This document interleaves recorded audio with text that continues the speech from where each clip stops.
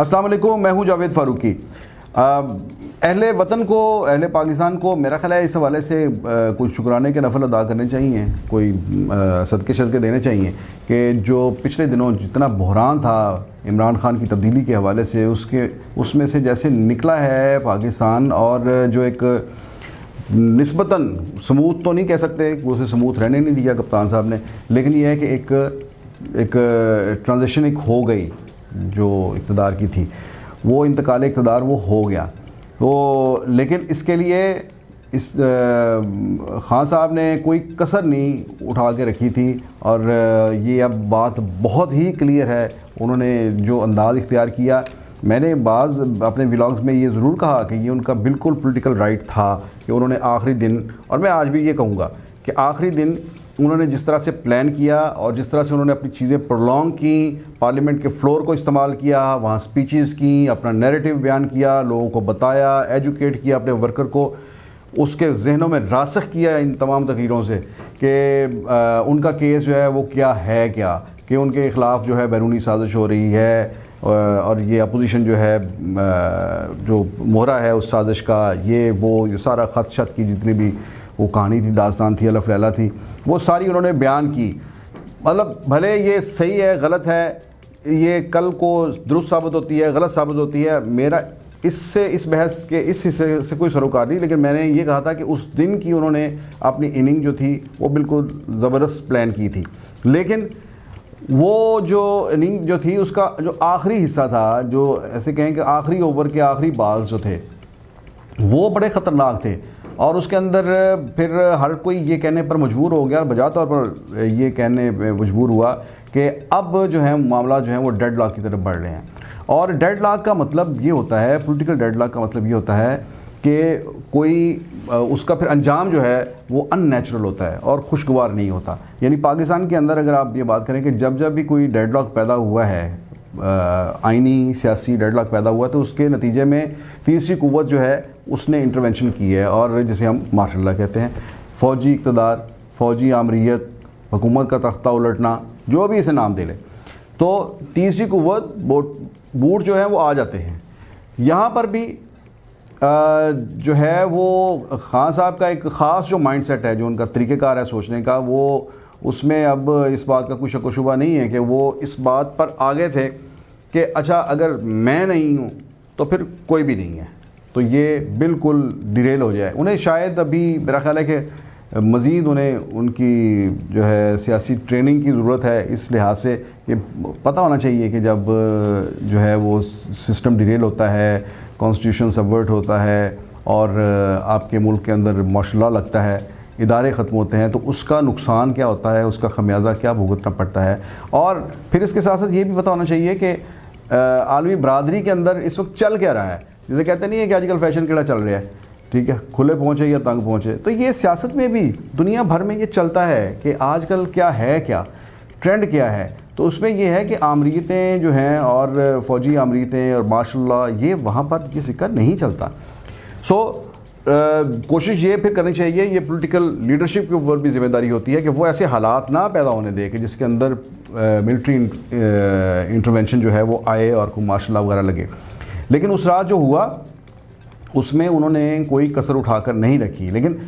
इस वक्त जो मैं बात करने लगा हूँ वो एक बहुत ही इम्पोर्टेंट जो एक बात जो है जो सामने आई है वो आपके साथ शेयर करूँगा।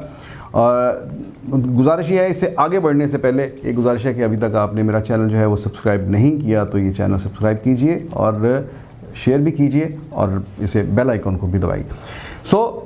जो बात सामने आई वो ये कि उस रात मामला जो थे वो बिल्कुल डेडलॉक की तरफ चले गए थे,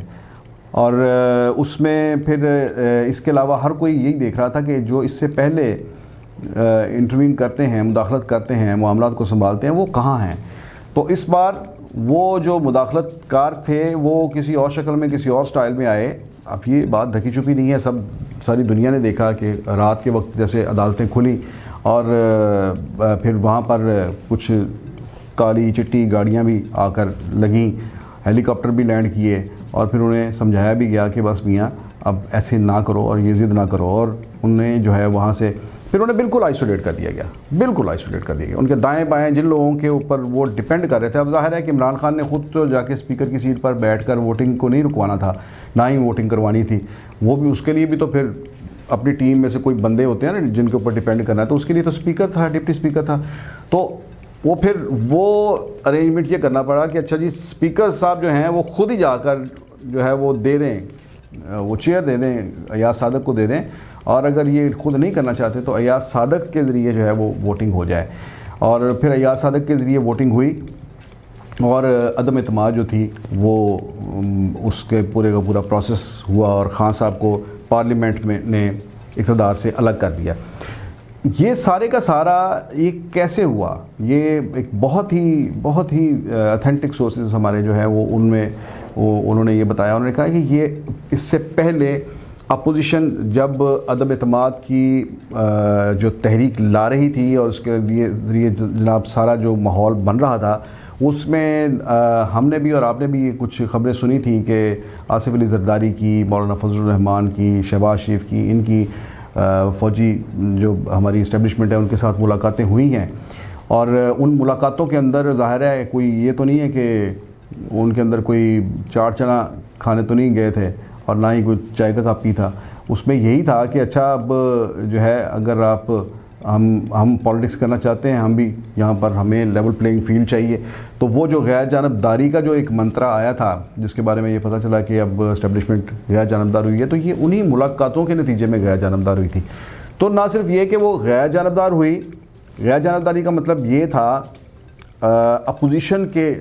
किताबों में कि आपने ये जो बैसाखियाँ दी हुई हैं, ये जो इसे सहारे दिए हुए हैं और जिनके ऊपर जिस बिरते पे ये खान साहब जो हैं ये बाहर हुकूमत कर रहे हैं और सबको जो है वो कुचल भी रहे हैं अपोजिशन को और तमाम हर किस्म की इंतकामी पॉलिटिक्स भी कर रहे हैं। अब ये सारे आप सहारे ज़रा एक तरफ करें ना, आप इन्हें ज़रा छोड़ें अकेले, आन दो ना भलवान नूं कल्ले अखाड़े च फिर इनू वेख लेने। तो ये उनका था। वो जब ये इंश्योरेंस उन्होंने हासिल कर ली तब उन्होंने अपना खेल जो शुरू किया। लेकिन गैर जानबदारी के साथ साथ जो दूसरी कमिटमेंट हुई थी वो यही हुई थी इस्टेब्लिशमेंट के साथ कि ये इमरान खान के बिल्कुल मिजाज को उस वक्त भी सब लोग जानते थे और उन्हें बिल्कुल अंदाज़ा था, उन्होंने इसको बिल्कुल एंटिसिपेट किया हुआ था कि ये जो है किस हद तक जा सकते हैं। तो उसमें यह भी था कि हम आपके लिए जो है वो नेक जज्बात रखते हैं, अपोजिशन ने कहा, और हमारी तरफ से आपको अब कोई हीट नहीं आएगी, लेकिन आप एक तो हमारी डिमांड है कि गैर जानबदार रहेंगे, दूसरी डिमांड ये है कि आप इंटरवेंशन नहीं करेंगे, बल्कि अगर किसी जगह पर हम ऐसा ये तब्दीली को अगर हम फिजिबल बना लेते हैं तो इसमें अगर किसी जगह पर वो डेडलॉक पैदा करते हैं तो आपने उस डेडलॉक को ख़त्म कराने के लिए आपने अपना रोल प्ले करना है। और ये नहीं है कि आप खुद आकर जो है वो बैठ जाएं और फिर अगले 10-11 साल हम आपको निकालते रहें। सो ये एक कमिटमेंट हुई, बैठकर बाकायदा तौर पर कमिटमेंट हुई। और जो इस हवाले से जो पोजीशन की जो अब हुकूमत है उनकी जो टॉप लीडरशिप है उनके साथ जो इन दिनों बाज़ हमारे लोगों के राब्ते हुए बैठे हैं जो निजी महफ़िलों के अंदर, वो वहाँ पर बहुत ज़्यादा अप्रिसिएशन है जनरल बाजवा की और उनकी तमाम टीम के हवाले से, इस्टेब्लिशमेंट के हवाले से, कि उन्होंने वो कमिटमेंट जो है वो बड़े ज़बरदस्त तरीके से ऑनर की है। और उन्होंने ये तमाम डेडलॉक जिसके अंदर बहुत ही सुनहरे मौके थे उनके पास कि वो आकर जवाब मौजूद था उनके पास और उसके लिए ज़्यादा किसी के आगे उन्हें अपने सफाइयाँ देने की भी ज़रूरत नहीं थी और बड़ा आराम से वो कह सकते थे देखिए ये सियासतदान है, ये अपना मामला जो है वो ख़ुद नहीं चला सकते, तो हमें हमारे आने के अलावा कुछ चारा ही नहीं था। मुल्क जो है वो रोज़ाना 4-4, 5-5 रुपये डॉलर महंगा हो रहा है, स्टॉक मार्केट क्रैश कर रही है, मुल्क कोलैप्स करने वाली है इकॉनमी, तो इसमें कोई चारा नहीं था इसके अलावा कि हम आके इसको टेक ओवर ना करते। तो ये तमाम जवाब जो थे वो मौजूद थे। शेख रशीद की बात आप हम सब के सामने है, उन्होंने कई बार कहा और कि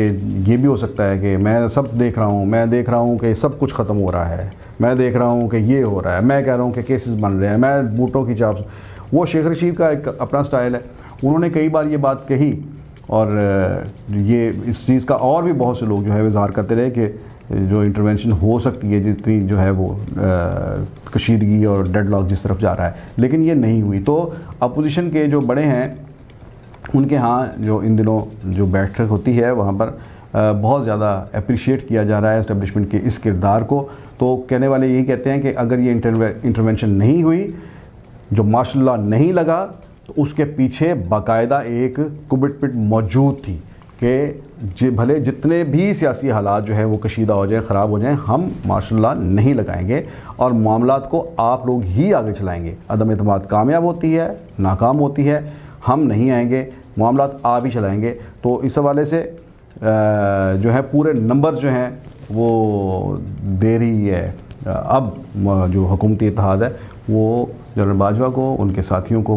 बहुत अप्रिशिएट कर रही है। तो देखते हैं कि अब बहरहाल हुकूमत तो अब इनकी बन गई है कि उनकी ये गैर जानबदारी मौजूदा हुकूमत जो है वो इसको किस हद तक पॉजिटिवली इस्तेमाल करती है और इसको मेंटेन कैसे रखती है। क्योंकि अगर मुल्क के अंदर अगर सियासी तौर पर चीज़ों को आप मैनेज नहीं कर पाते तो फिर सियासी अदम इस्तेहकाम जो है वो पाकिस्तान के अंदर वो शुरू होना और उसका आना, वो कोई उसके लिए कोई महीने दरकार नहीं होते, मिनटों का खेल होता है। आइंदा व्लॉग में फिर मिलेंगे, इजाज़त दीजिए, अल्लाह हाफ़िज़।